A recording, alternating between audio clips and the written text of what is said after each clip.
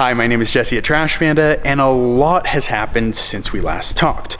The short version is that we moved our entire operation to a brand new 8,000 square foot warehouse, got our second injection machine, which is always equally exciting and terrifying, and somehow amidst all of that, we were able to fix our mid-range mold and officially start prototyping our new Overstable mid. But that's the short version of the story, and at Trash Panda, we don't do that.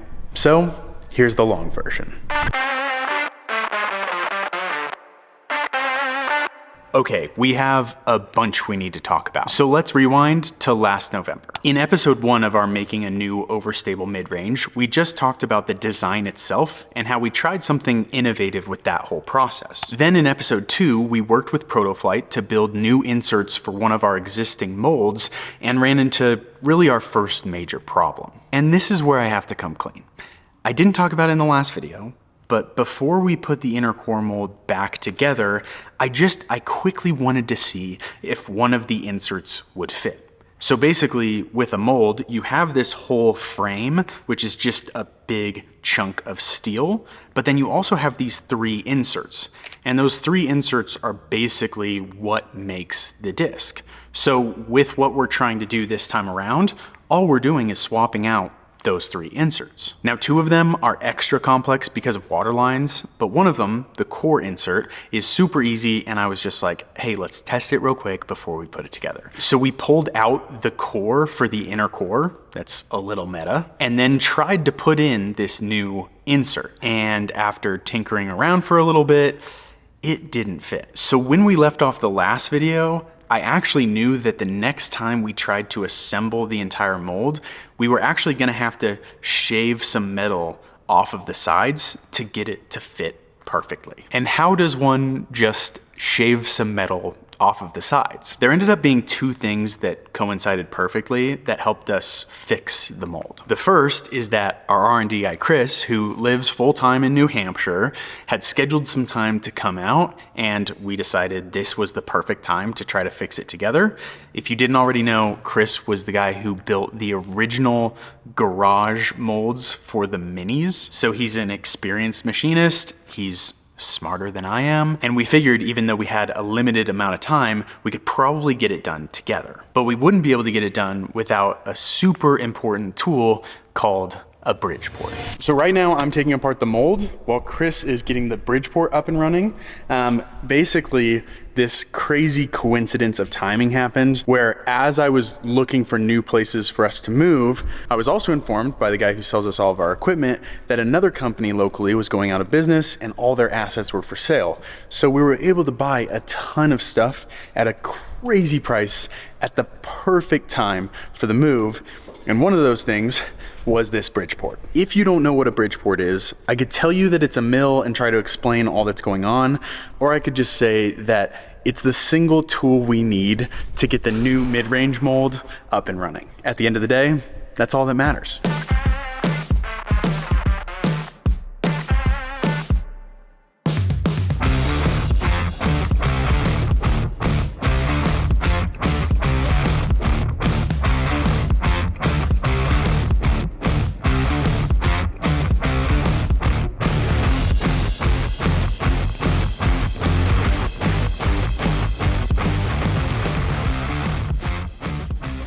Everything was going pretty well until it came to like truly taking apart the mold. And really when it comes down to it, we just didn't have the right tools. Now we do. It'll be way quicker in the future.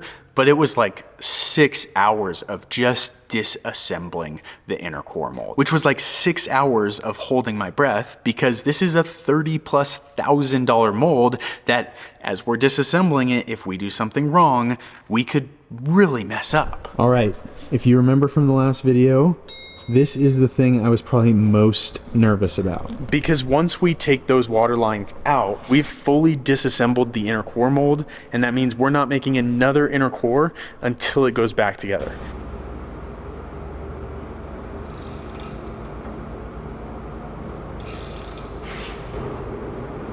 Okay there, buds.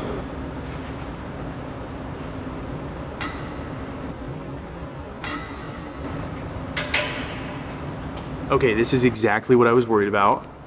This one came off just fine. The other one is not coming off just fine. In fact, the first time I tried to get it off, we took off the corners.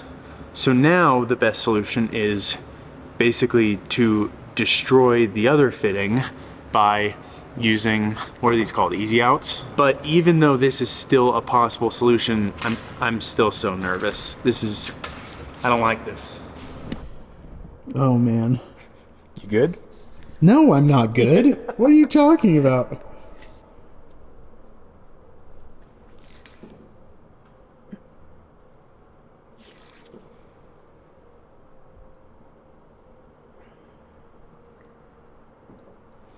So it's biting into the part. I haven't seen it spin yet.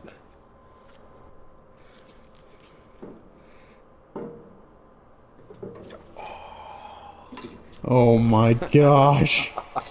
I did not breathe that whole time. I 100% was not breathing that entire time. Gosh, that was more nerve-wracking than like the first time we ever ran the inner core mold. That's probably not true. I probably just 2 years later forgot how nerve-wracking that was, let's be real. So slowly but surely, we got the entire mold disassembled, which was a relief, and we fixed the water line on one of the new inserts. So all that was left to do was to just carve off those edges.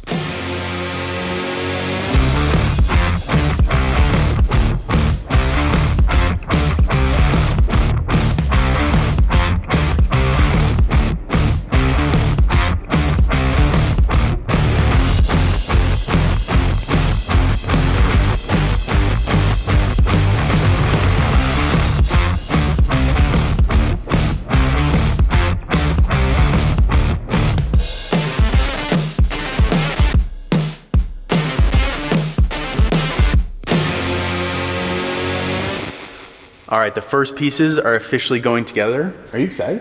I'm super excited. I am so excited about this. When Chris came out, we were like, we're going to make mids this week. We're manifesting it. But to be honest, I never expected it to actually happen. Now the first pieces are officially going together. There is a chance that there's a little bit of slop between these. So we have the bolts just like slightly not fully bolted, I guess is the right way to say it. They're just backed off half. Yeah. It's half a turn. So basically, if there's any misalignment, we'll be able to align the pieces by putting them together and then tighten them.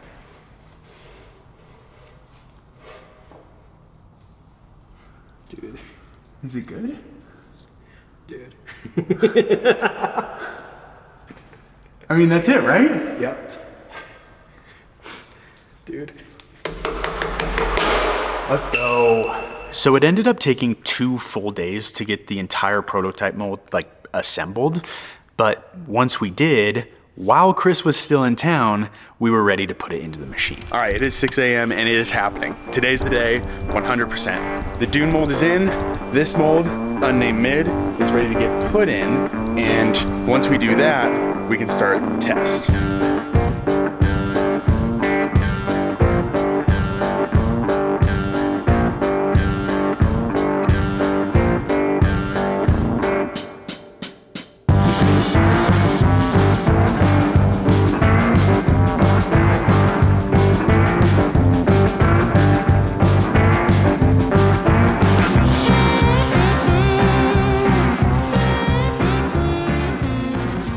I would love to say that this is where things started to take off and prototyping truly began, but we're both in the future. It's now January, not November, and clearly something was about to go wrong. If you remember, we had kept the mold together to make glow inner core, which is what we did for the inner core birthday back in November. So it was after the birthday that we were doing all of this, but it was while we were shipping out those orders.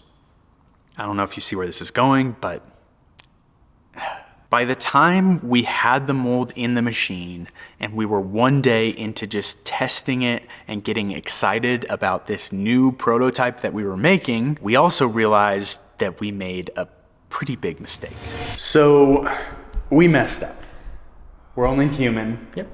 And a lot's happening. We had an internal shipping issue with the glow inner core run that sold out very quickly.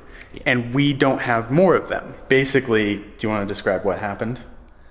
Long story short, a roll of labels got printed twice, and one roll didn't get printed at all. So there are basically 50 people out there who got their order twice, and there's 50 people out there who have not gotten their order.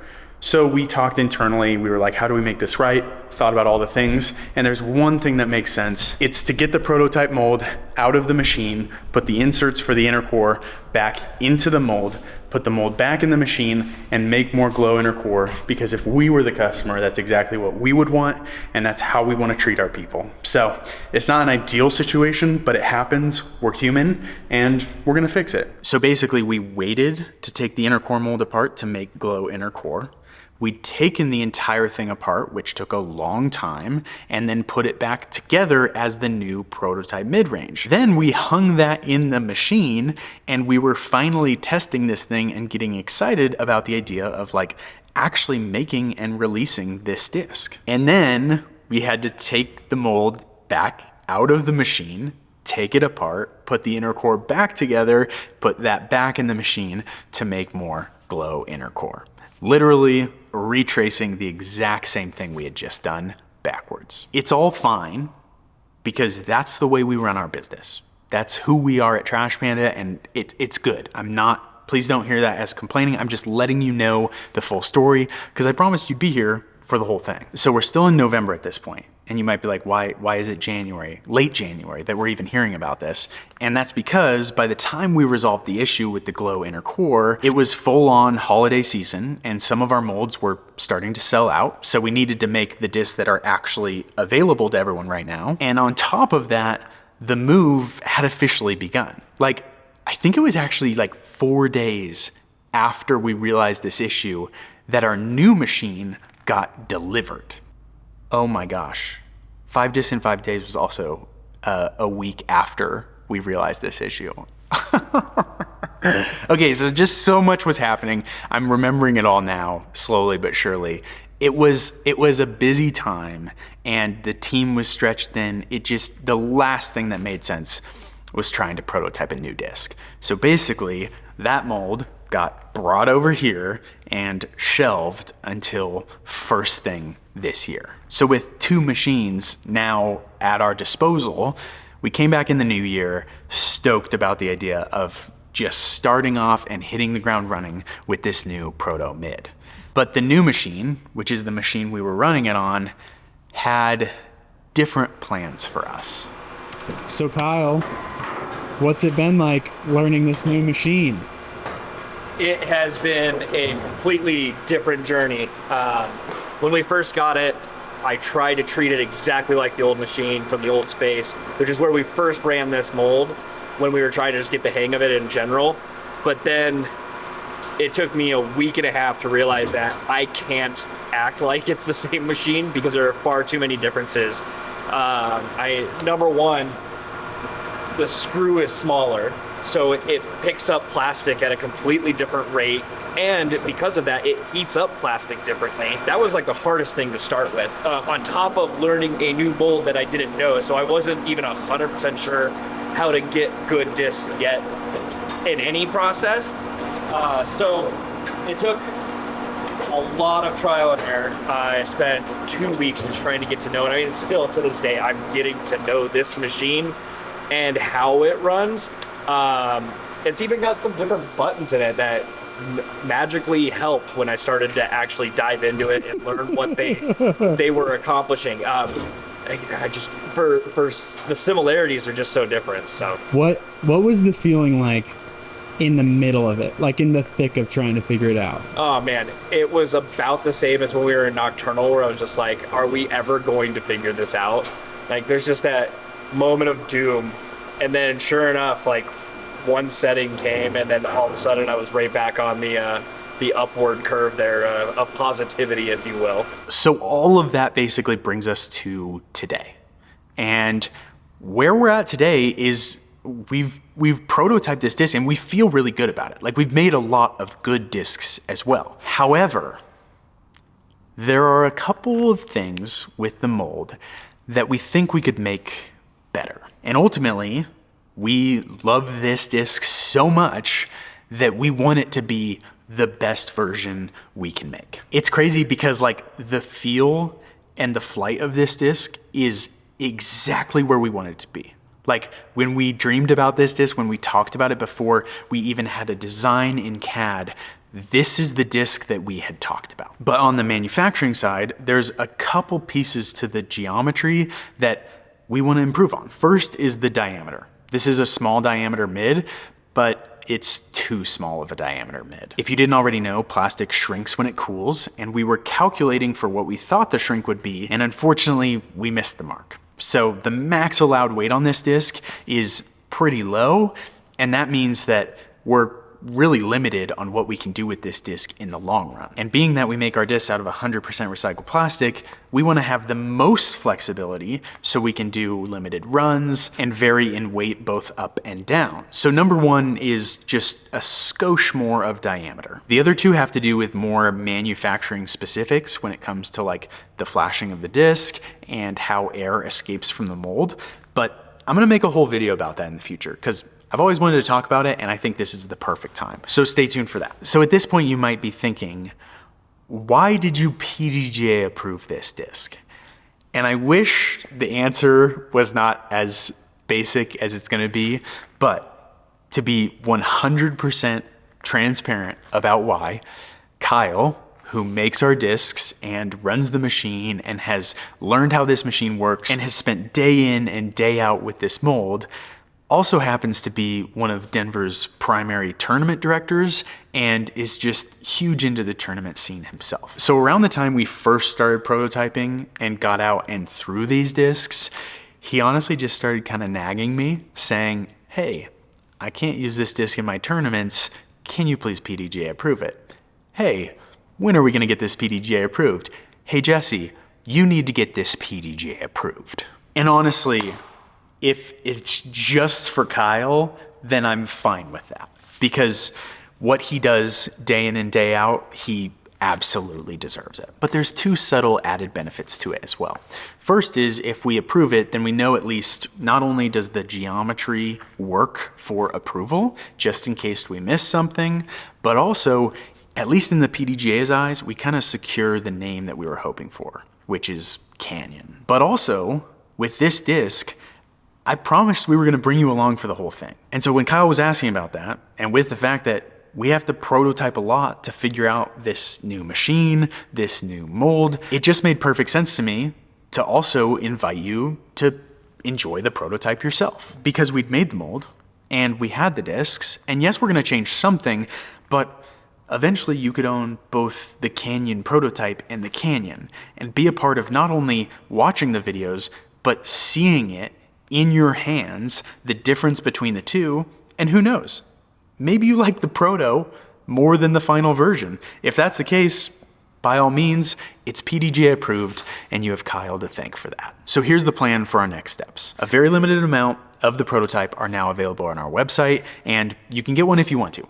Genuinely, no worries if not. The next version of the mold, which we're finalizing the design as we speak, and then we'll start cutting the new mold, will be ready in the coming weeks, and then we will start not only prototyping, but production for the official Canyon release, which, and this is something we've been working on for so long and I'm so excited about, will be available not only through us, but on the day of release through retailers. Disc golf retailers are the lifeblood of our sport, and now that we have full control over our manufacturing process, we're so committed to releasing this disc with them that we'll literally push the date back so that they can have them in hand before the release day. And hey, local pickup, what's more sustainable than that? So you can get the Canyon prototype if you want to, and then there are probably a couple of problems that we'll need to solve waiting for us around the corner. But if all goes to plan, the goal is to release the official Canyon early spring. Yes, that's not a real date and relatively vague, but it's where we're at. And as always, thank you so much for watching. Please subscribe to support the channel, and we'll see you next time. Okay, there's one more thing we need to test. If you remember from episode 1, the original prototype was made in partnership with Proto Flight.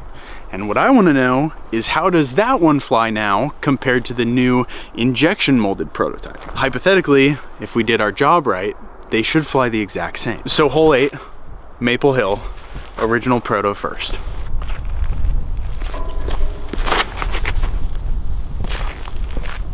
Drop, drop, drop. Next up, Proto Canyon.